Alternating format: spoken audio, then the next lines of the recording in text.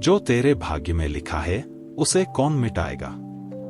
यह जान ले कि तेरा किया कर्म ही एक दिन तेरे सामने आएगा।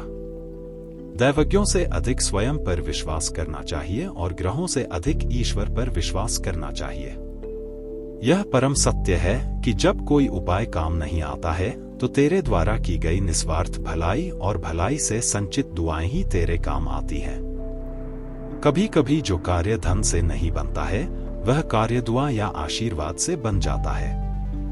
जो हर समय हर बात के लिए ईश्वर का धन्यवाद करता है तो उसका ध्यान ईश्वर स्वयं रखता है। भलाई करने से ईश्वर का हाथ पकड़ने से गुरु बलि हो जाता है।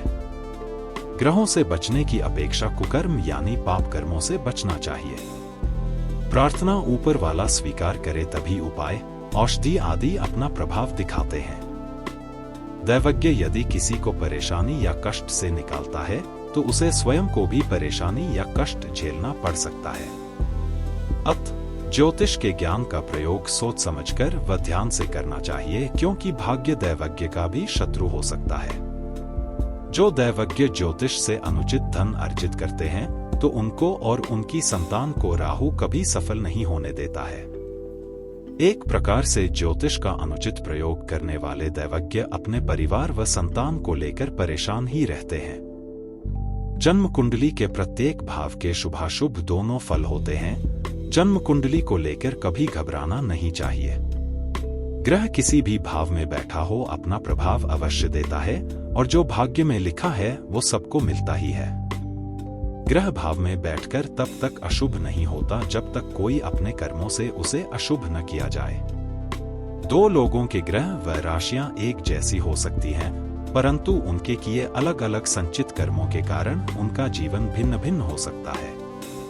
एक समय पर जन्म लेने वाले जातकों की कुंडली एक सी हो सकती है, परंतु उनका भाग्य नहीं, क्योंकि माता, पिता, भाई व बहन की कुंडली का प्रभाव भी सबकी कुंडली पर पड़ता है। ग्रह और समय सबको परखता है, पर व्यक्ति भाग्य से नहीं कर्मों से अपना जीवन बनाता है। जब सुख ही नहीं भाग्य में तो ग्रह के उपाय क्या करेंगे। यह जान लो कि भाव कुंडली की जड़ होता है और यदि जड़ मजबूत नहीं हो तो कुछ भी कर लो कोई लाभ नहीं होगा।